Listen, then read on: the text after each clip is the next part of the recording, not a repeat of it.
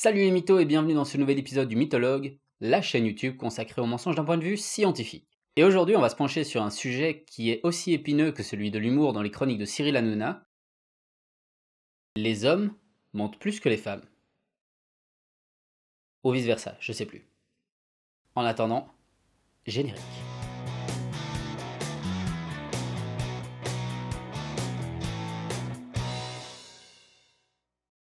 Avant le début de cet épisode, j'ai fait un petit sondage live, puisque oui, le mythologue met les petits plats dans les grands quand il s'agit de technique.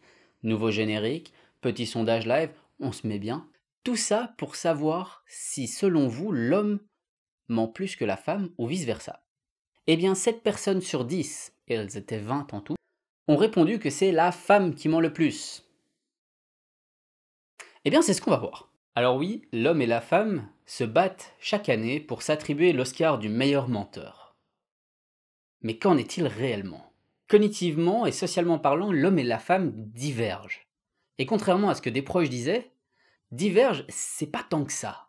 Niveau de blague, Hanouna. Partons des postulats suivants. La taille du cerveau est liée au QI. Il y a plusieurs études qui le prouvent. En général, plus la taille du cerveau est grosse, plus le QI sera élevé. Dans ce cas-ci donc, la taille compte. De même, on constate que le cerveau des hommes est 10% plus gros que celui des femmes. L'homme serait-il donc plus intelligent que la femme ? Nope. Absolument pas. Non. Et là maintenant toujours pas non plus. De nombreuses études prouvent en moyenne que le QI de l'homme et celui de la femme sont absolument égaux. En moyenne. C'est-à-dire qu'il y aura des intellos dans les deux groupes et des personnes un peu plus... Vous voyez ce que je veux dire. Cognitivement et socialement parlant, l'homme et la femme ont pourtant des différences.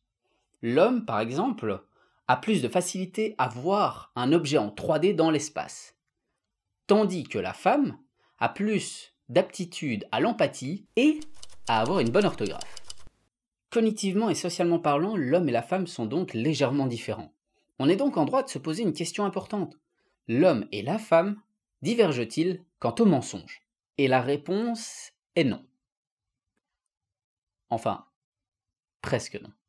Au niveau de la production du mensonge, l'homme ne ment pas plus que la femme.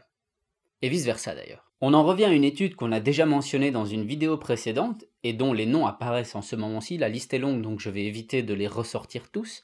Mais en tout cas, cette étude a démontré qu'il n'y avait pas de différence entre hommes et femmes quant à la fréquence du mensonge. D'autres études se sont penchées sur le sujet comme celle de Childs en 2012 ou celle de Gylfason, Arnardottir et Christensen en 2013. Et comme vous l'aurez compris, ceux-ci viennent bien de l'université de Madrid. Olé! Cette dernière vient justement contrer une autre étude, celle de Dreber et Johannesson en 2008, qui eux avaient démontré que les hommes mentaient presque 2 fois plus que les femmes. Comme quoi, une étude n'est pas signe de vérité. Cette dernière phrase sera éditée sous forme de sticker bientôt, afin que vous puissiez la coller partout et surtout, lorsque vous lisez dans les médias, une étude prouve que... Mais est-ce que les femmes sont plus douées que les hommes pour détecter le mensonge ? Roulement de tambour. Non. Et vice-versa d'ailleurs. Ils sont tous les deux aussi nuls l'un que l'autre. Désolé. En effet, l'homme et la femme ne dépassent que très rarement le facteur chance, c'est-à-dire 50%, l'équivalent du pile ou face. C'est triste, hein. Il n'y a donc aucune influence du genre sur les capacités à détecter le mensonge. La méta-analyse de 2006 de Amott et Custer en témoigne parfaitement. Hommes et femmes mentent donc autant l'un que l'autre et sont aussi mauvais l'un que l'autre à détecter le mensonge.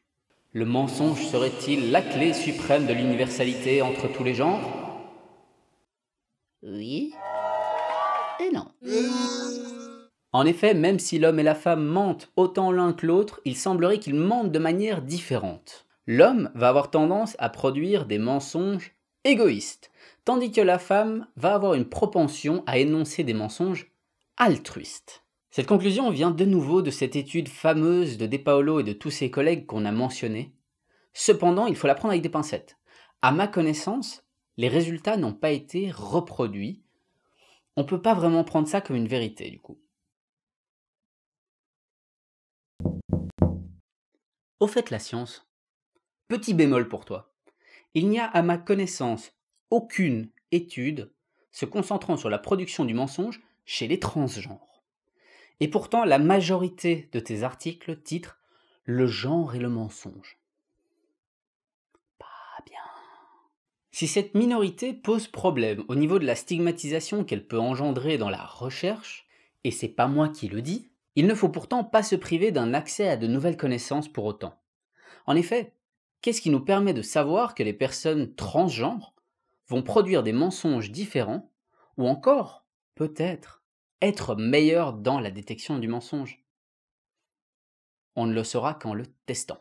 2 choses importantes. La première, si vous avez des sources concernant le mensonge et le genre qui viennent contredire ce que je viens d'affirmer, n'hésitez pas à me les envoyer, n'hésitez pas.